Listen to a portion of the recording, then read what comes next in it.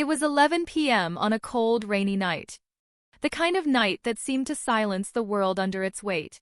I sat alone on the couch, wrapped in a blanket, staring out the large window that framed the street like a painting.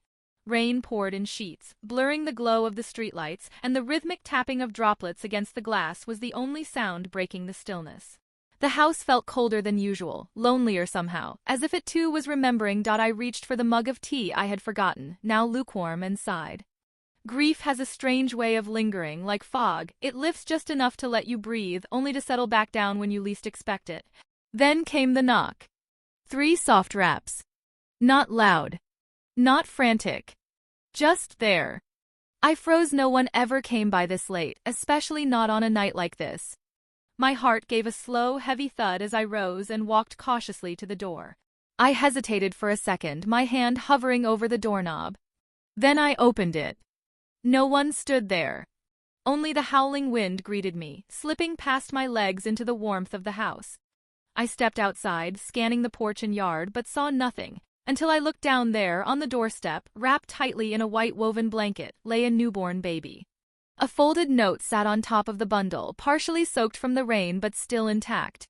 My breath caught in my throat. For a long moment I couldn't move. Then, gently, I bent down, cradled the baby in my arms, and unfolded the note with trembling fingers. The handwriting was rushed, shaky. I'm in a difficult situation. They will kill my baby. Please take care of him until I can return. Trust no one. I will come back for him when it's safe. My knees buckled, and I sat down right there on the floor, holding the baby against my chest. He was warm, his tiny face peaceful despite the storm.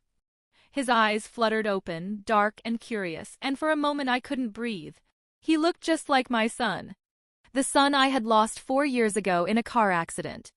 The pain of that day hit me with sudden, brutal force. His name had been James. And now, staring into the face of this innocent child, 1,000 memories flooded my mind. His first steps, his laugh, his little hand in mine. The grief I had buried deep cracked open. I whispered, "It's okay. I've got you now." I named him James. Days passed. I reported nothing. Something in that note, in the fear behind the words, warned me to stay silent.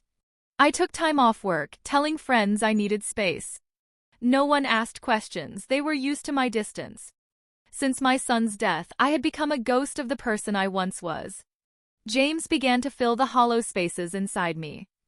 His cries in the middle of the night, the way he curled his fingers around mine, the small smile that tugged at his lips when he slept, each moment drew me closer. I bought baby clothes, stocked up on formula, and found myself humming lullabies again. For the first time in years, my house echoed with life. Weeks turned into months. His giggles filled the air. He learned to sit up, then crawl. I documented everything. His first laugh, the first time he reached for me, the first time he said, "Duh." I knew it wasn't my name, not really. But to him I was the only parent he had. And I loved him. But the fear was always there. A quiet ache in the back of my mind. One day she might return. One day she might take him away. Some nights I'd wake up in a cold sweat, imagining someone at the door again, this time to take him from me. I couldn't bear the thought. So, in desperation, I made a decision. I packed our things. Sold the house. Said goodbye to the memories that haunted me. We would leave the city, start over somewhere no one knew our names. Just James and me. A new life. A safe one. At the train station, I sat on a weathered bench with James asleep in my arms. The storm had returned, as if mocking my plan. Rain struck the platform roof above us with a metallic hiss. I looked down at him, his soft breath rising and falling against my chest.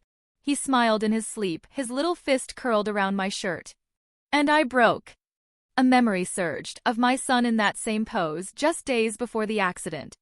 Of his laughter, his smell, the way he would snuggle into my chest. I had held him just like this. I had loved him just like this.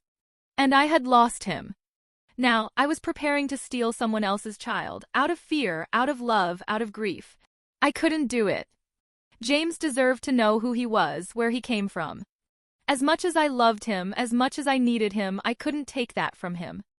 So I stood up, tears streaming down my face, and turned back. I returned home. The days that followed were harder than I could have imagined. Every knock, every shadow at the window sent my heart racing. But I waited. I waited because I believed she would return. I believed that love, even desperate love, would find its way back. Until that day, I would raise him. I would love him as if he were my own. Feed him, sing to him, comfort him through fevers and nightmares. I would be the constant he could depend on. Not as a thief of someone else's child, but as a protector,